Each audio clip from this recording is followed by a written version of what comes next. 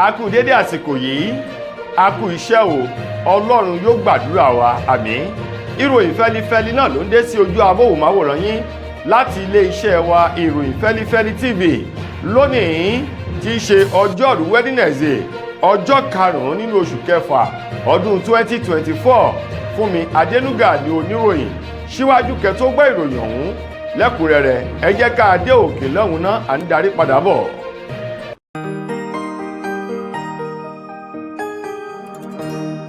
ìròyìn Feli-feli TV àjààbálẹ̀ làwọn ìròyìn ti wà máa wò lóòrèkóòrè.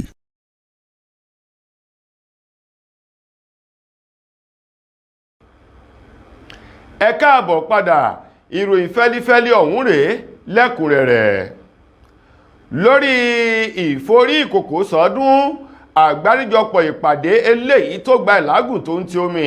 láàrin ìjọba àpapọ̀ àti ẹgbẹ́ òṣìṣẹ́ èyí tí wọ́n fi ohun gbogbo tí wọ́n mú wá sí ibi tó dáa sí lánàá tí í ṣe ọjọ́ ìṣẹ́gun tí wọ́n sì fagilé ìyanṣẹ́lódì èyí tí wọ́n ti gùnlé látọjọ́ ajé o. Báyìí ìjọba àpapọ̀ orílẹ̀-èdè Nàìjíríà náà padà ti sọra wọn di elétí gbáròyé láti gbọ́ ohùn àti ọ̀rọ̀ tí àwọn ẹgbẹ́ òṣìṣẹ́ NLC àti TUC tí wọ́n ń sọ o. Ààrẹ Bọ́lá Ahmed Tinubu ti ṣe ààrẹ Nàìjíríà ló ti wá gbé ìgbésẹ̀ akin báyìí ń toni pápápá o èyí tí wọ́n ní ọwọ́ ò gbọ́dọ̀ pẹ́ ní sáà kéèké bí omi gbígbóná bí òkò ṣe gbọ́dọ̀ pẹ́ lẹ́nu láti sọ fún gbogbo àwọn ìgbìmọ̀ àwọn ènìyàn tó fi mọ́ àwọn alákòóso tí wọ́n jókòó ṣe ìpàdé pẹ̀lú àwọn ẹgbẹ́ òṣìṣẹ́ wípé èsì àbábọ̀ ìpàdé wọn o àwọn fẹ́ lórí tábìlì àwọn ń toni pápápá láti lè tètè gbé ìgbésẹ̀ lórí rẹ̀ kí wọ́n ṣe ohun tó tọ́ àtohun tó kàn fún àwọn ẹgbẹ́ òṣìṣẹ́ kí iṣẹ́ kó lè máa lọ o kí wọ́n lè fagilé ìyanṣẹ́lódì wọn. Ààrẹ Bọ́lá Ahmed Tinubu ní láàrin òní sí ọjọ́ méje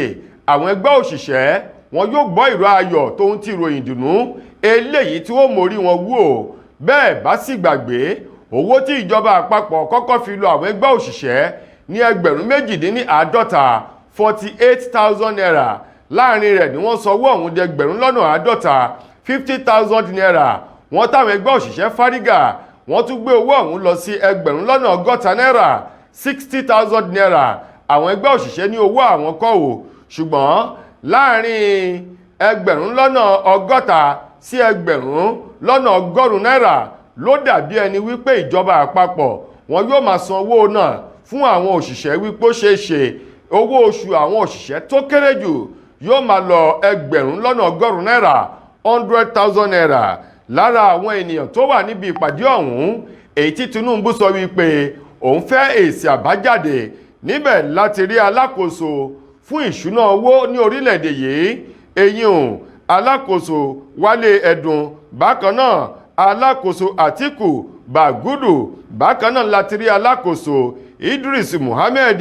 àti ẹni tó jẹ́ ọ̀gá nílé iṣẹ́ epo NNPCL Mele Kyari àti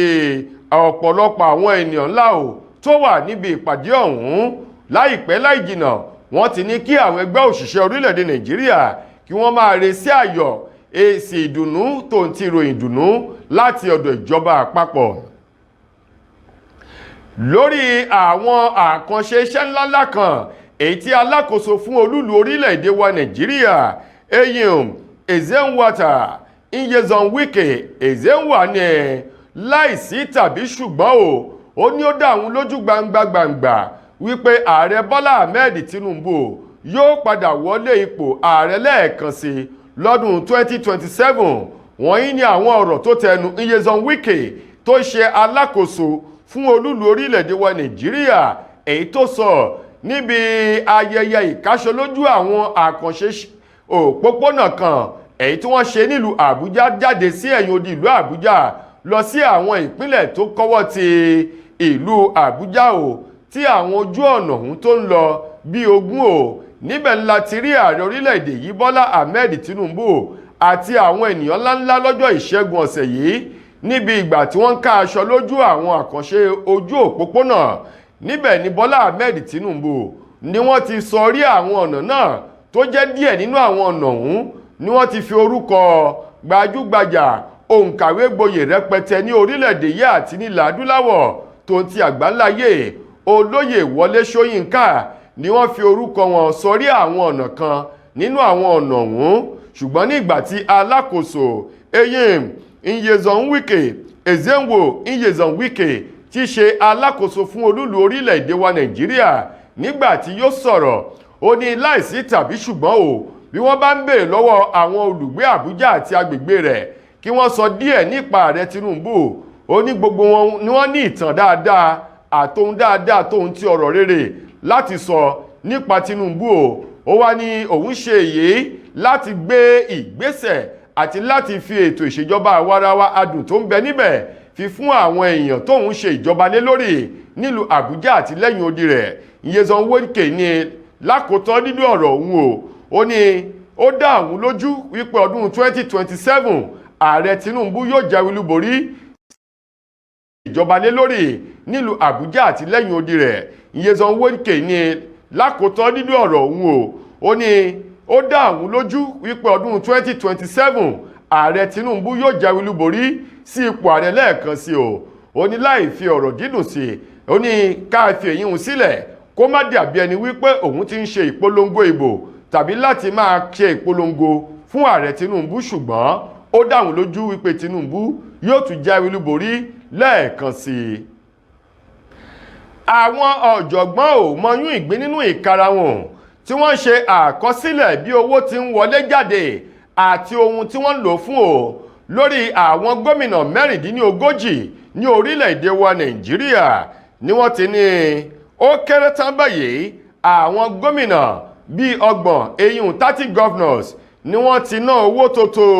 968.64 billion naira láàrin ìdá àkọ́kọ́ nínú ọdún 2024 èyí tí a wà yìí àwọn gómìnà tó ń lọ bí 30 ọ̀hún ṣùgbọ́n tí àwọn ìpínlẹ̀ bíi 6 kan táwọn kò sí nínú àwọn ìpínlẹ̀ 36 èyí tó gbé orílẹ̀-èdè wa Nàìjíríà èyí tó gbé dúró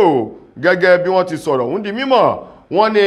àwọn gómìnà náà ní ìgbà tí wọ́n ṣe àkọsílẹ̀ bí wọ́n ṣe ná owó lórí oúnjẹ owó àlejò ìpàdé pàjáwìrì rìnrìn àjò nílẹ̀ yìí àti lọ sí ẹ̀yìn odi ilẹ̀ yìí tó fi mọ́ owó tí wọ́n fi ń ra bébà owó káàdì tí wọ́n rà sórí fóònù wọn àti àwọn owó gbàmábínú tí wọ́n fi ń rìnrìn àjò afẹ́ láàrin orílẹ̀-èdè Nàìjíríà ni wọ́n ní wọ́n ṣe àpapọ̀ rẹ̀ ó ń lọ bí bílíọ̀nù eléyìí tó jẹ́ wípé ó dín díẹ̀ ní tírílíọ̀nù kan náírà ni yàtọ̀ sí àwọn ìpínlẹ̀ 6 kan bí ìpínlẹ̀ Niger ìpínlẹ̀ Rivers ìpínlẹ̀ Sokoto ìpínlẹ̀ Yobe tó fi mọ́ ìpínlẹ̀ 6 yìí òun ni wọ́n sọ wípé àwọn nìkan ni wọ́n rí àkọsílẹ̀ eye èyí tí wọ́n ná tí wọ́n ti ná láàrin ìdá àkọ́kọ́ nínú ọdún tá a wà ní wọ́n ní àwọn ìpínlẹ̀ 30 yòókù ni wọ́n ṣe bí wọ́n ṣe ná owó ọ̀hún eléyìí tí àwọn tí wọ́n ṣe ìwádìí pẹ̀lú ààyè tí wọ́n fi bí àwọn gómìnà ibi tí wọ́n fi owó tí wọ́n ná sí lórí ayélujára èyí tí wọ́n gbé jáde lẹ́kìrì tí wọ́n sì gé bí wọ́n ṣe ná owó ọ̀hún léléyìí tí àpapọ̀ rẹ̀ tó ń lọ bí tírílíọ̀nù kan náírà ó dín belenja 968.64 billion naira. Ẹ̀wẹ̀ ọwọ́ àwọn ọlọ́pàá ìpínlẹ̀ Ògùn ló ti tẹ ayédèrú ológun kan èyí tó ń pera rẹ̀ lóhun tí ò jẹ́ ayédèrú ọmọ ológun ọ̀hún èyí tó tó ẹni ọdún 43 43 years Mohammed Awalu ní orúkọ rẹ̀ lọ́wọ́ àwọn ọlọ́pàá ìpínlẹ̀ Ògùn ló ti rọ́wọ́ tó báyìí ní agbègbè Ògèrè ní ìjọba ìbílẹ̀ Ìkẹ́nẹ́ ní ìpínlẹ̀ Ògùn Mohammed Awalu tó wọ aṣọ àwọn ológun ikọ̀ ojú omi eléyìí tí a mọ̀ sí Navy òun ló wọ̀ tó sì ń pera rẹ̀ lóhun tí ò jẹ́ lágbègbè pẹ̀lú bó ṣe jẹ́ wípé ó tún kó àwọn ènìyàn wọ́n ní látàrí iṣẹ́ takuntakun tí àwọn ọlọ́pàá adigbolujà àfi ọwọ́ ṣìkò òfin mú àwọn oníṣẹ́ ibi èyí tí wọ́n kófìrí rẹ̀ pẹ̀lú ìmúra rẹ̀ láti dá dúró kí wọ́n béèrè ohun tó jẹ tẹ́lẹ̀ ìsàlẹ̀kùn tó wá ṣenú gbẹntu sí ọlọ́dẹ ni wọ́n di nínú ìwádìí ó kọ́kọ́ fi hàn wípé Àwàlù ṣe agídì láti máa ní ológun lòun, ṣùgbọ́n pẹ̀lú bí àwọn ọlọ́pàá ọ̀hún ṣe fi ọwọ́ òfin mú un ló bẹ̀rẹ̀ sí ní kà bí àjẹ́ tó tẹ ìgò mọ́lẹ̀ ní ìdájí ó ní kán ṣe òun jẹ́jẹ́ ayédèrú ọmọ ológun lẹ̀ yìí lòun yàtọ̀ sí pọ́npẹ́ra rẹ̀ pé ọmọ ológun lẹ̀ yìí, ṣùgbọ́n ìlú Port Harcourt ni wọ́n gbé òun lọ tóun kàn wá sí ọ̀dọ̀ àwọn ẹbí òun ní agbègbè Ògèrè. Ó wá ní irọ́ lòun pa, ayédèrú ọmọ ológun lẹ̀ yìí lòun. Ó ní ẹni tó ta aṣọ ológun fún òun ẹgbẹ̀rún 10 náírà ló tà á, ìwé pélébé ìdánimọ̀ tá a mọ̀ sí ID káàdì tó sì jẹ́ ojúlówó ó ló ṣèyẹn fún òun ní ẹgbẹ̀rún 5. Ó ní ọ̀gbẹ́ni ọ̀hún eléyìí tí orúkọ rẹ̀ ń jẹ́ Umaru òun ló ń gbé ní agbègbè Òjòdúbàgà ní ìpínlẹ̀ Èkó. Ní báyìí iléeṣẹ́ ọlọ́pàá ilẹ̀ yìí ti fa arákùnrin ọmọ ológun ayédèrú ọ̀hún lé àwọn ológun lọ́wọ́ fún ìwádìí síwájú sí i. látijọ́ aláyé ti dáyé lọ́kọ tí ń sọ lówó orí aya tájọṣepọ̀ wọn sì jẹ́ gbádùn òun fa ìfẹ́. Tẹ́rẹ̀ ìgbádùn lọ́kọláya bá ti ń bọ́ ságídé kásáyàn ò fàǹfẹ́ láàrin wọn dò ní yọ̀bẹ̀kẹ́. tọkọ ò lè gòkè lọ́wọ́ déré tọkọ wa ń ṣe súkẹ́súkẹ́ lórí aya. Orísun ló yẹ ká padà sí ká tọ́jú ara wa pẹ̀lú S2 Aba Bitters. sátẹ̀kan lẹ̀ gbọ̀ngbọ̀ngbọ̀n ká kó lẹ́gbẹ́ àwọn tí ń bẹ̀bẹ̀ fàyà lórí ibùsùn. S2 Aba Bitters 100% Aba tí ò lọ́tí kankan nínú pẹ̀lú oúnjẹ NAFDAC. S2 Aba Bitters ilé-iṣẹ́ S2 Ultimate Holistic Spiritual Aba Remedy International Limited ló ṣe 002 Park Street First Avance Junction Ọ̀lẹ́yọ̀ Ìbàdàn Ọ̀yọ́ State. Ó wà lọ́pọ̀ yanturu ní 1825 Olúyọ̀lé Shopping Complex New Garage Ìbàdàn. Ẹ ti lè rí rà ní Lasorat Royal Plaza Asunlẹ̀ Junction off Akala Express Ìbàdàn Ọ̀yọ́ State. Fún ìkúnrẹ́rẹ́ àlàyé síwájú sí tàbí tẹ́yìn gan bá fẹ́ jẹ́ alágbàtà fún wa ẹ pè tàbí ká WhatsApp wa lórí +234 704 079 0153 tàbí kẹ́kọ̀ọ́ sí +234 806 400 0204. Bákan náà ni ẹ lè kàn sí abroad line wa lórí +353 894 982 845. ẹ mọ́ gbàgbé wípé ìlera lóògùn ọrọ̀ tó fi já sí wípé ẹ ti lè kàn sí iléeṣẹ́ S2 Aba Mixture fún ìtọ́jú àwọn àìsàn míì lóníran bíi ìfúnpá gíga, diabetes, low sperm count, ìdákọ́lẹ̀, arthritis, bone fat, blood cleansing, rheumatism, infertility àti èyíkéyìí àìsàn tó bá ń bá yín fúnra nínú ara. S2 Aba Bitters ó dára fún ìgbádùn ọkùnrin àtobìnrin. Lákòótán nínú ìròyìn wa fún tòní, gbajúgbajà ọmọ orílẹ̀-èdè wa Nàìjíríà èyí tó ń kọrin tàkasùfé tí gbogbo èèyàn mọ̀ sí D'banj, òun ló ti sọ̀rọ̀ ìwúrí àti ẹ̀mí ìmoore èyí tó fi hàn sí ọ̀kan nínú àwọn ọ̀gá rẹ̀ tẹ́lẹ̀ tó gbé jáde sí ìta gbangba tóun náà fi dìlú mọ̀ká eyín Don Jazzy lórí ipa takuntakun eléyìí tí Don Jazzy tó ṣe nínú ìgbé ayé rẹ̀. D'banj tó sọ̀rọ̀ náà nígbà tó lọ mú ìwé tí wọ́n fi ń pè ní síbi àpèjẹ pátí tá a mọ̀ sí invitation tó lọ fún Don Jazzy nílé rẹ̀ ní ìpínlẹ̀ Èkó ló ti sọ tí fọ́nrán kan sì ṣe àfihàn rẹ̀ níbi tó ti ń sọ wípé láìsí Don Jazzy kò lè sí òun D'banj,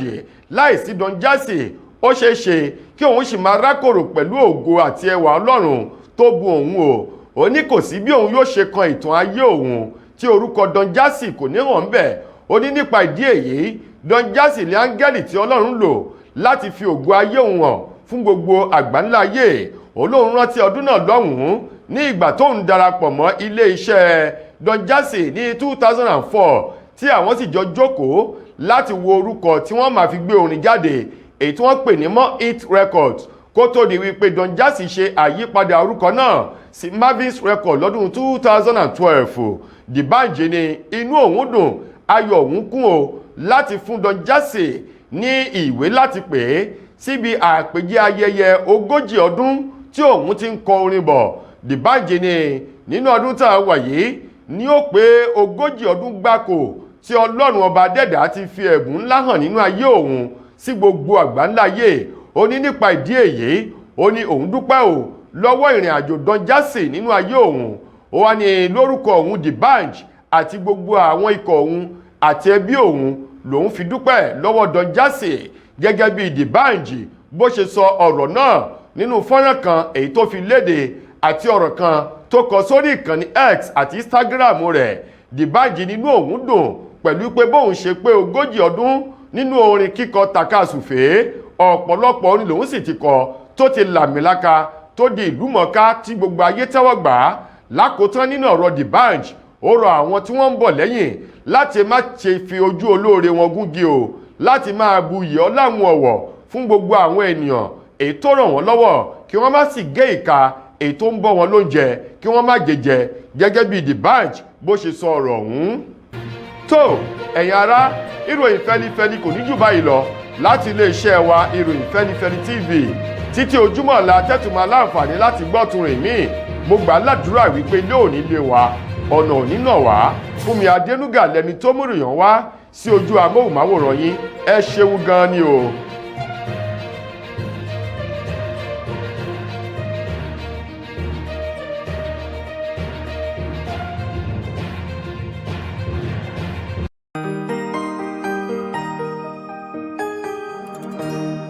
ìròyìn Feli-feli TV àjààbálẹ̀ làwọn ìròyìn ti wà. Máa wò lóòrèkóòrè.